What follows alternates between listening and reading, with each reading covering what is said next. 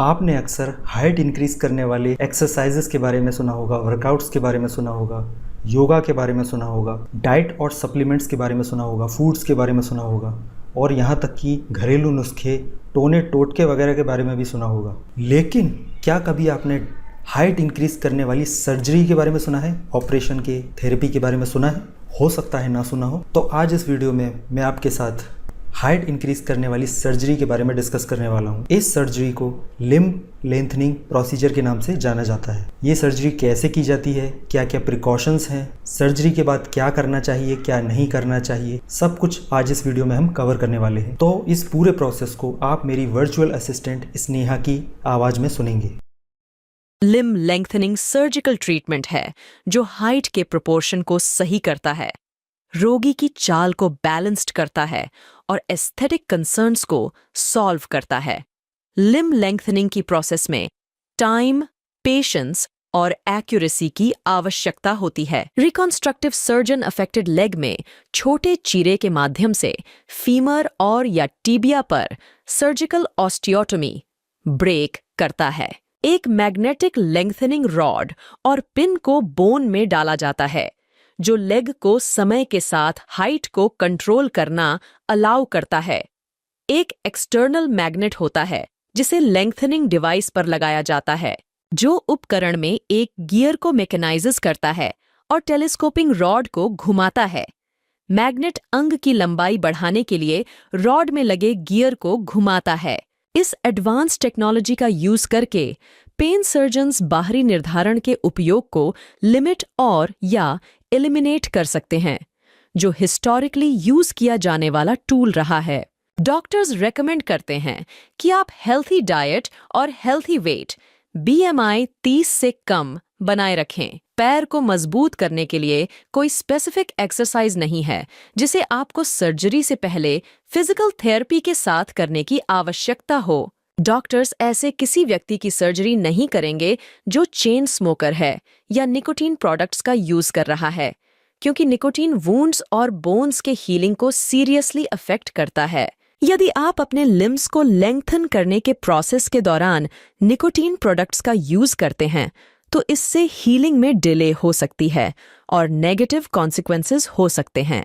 एक बार जब आपको हॉस्पिटल से छुट्टी मिल जाती है तो आप लिम्स को मजबूत बनाने वाले एक्सरसाइजेस पर काम करेंगे। यदि आप शहर से बाहर हैं तो आप ऑपरेशन के बाद फिजिकल थेरेपी पर काम करने के लिए पहले 2 वीक्स अपने लोकल एरिया में ही रहें और अपनी पहली पोस्ट ऑपरेटिव अपॉइंटमेंट के लिए आएं। आपकी सर्जरी के 2 वीक्स बाद नए एक्सरेज ये अश्योर करने के लिए लिए जाएंगे कि सब कुछ ठीक हो रहा है।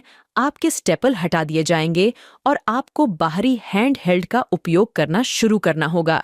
हाइट लेंथनिंग प्रोसेस के दौरान आप अपने हैंड हेल्ड मैग्नेटिक टूल्स का यूज दिन में 2 बार करेंगे। यह आपकी इंटरनल रॉड को हर बार 0.25 मिलीमीटर और दिन में टोटल 0.5 मिलीमीटर घुमाएगा। आपकी हाइट बढ़ाने की प्रोसेस की ड्यूरेशन आपकी डिजायर्ड हाइट पर डिपेंड करेगी। एक बार जब आप अपनी डिजायर्ड हाइट पर पहुंच जाते हैं तो हाइट लेंथनिंग टूल्स को कभी भी हटाने की आवश्यकता नहीं होती है जब तक कि यह प्रॉब्लमैटिक न हो जाए। सर्जरी के बाद आपको 2 वीक्स तक लोवेनॉक्स नामक मेडिसिन पर रखा जाएगा।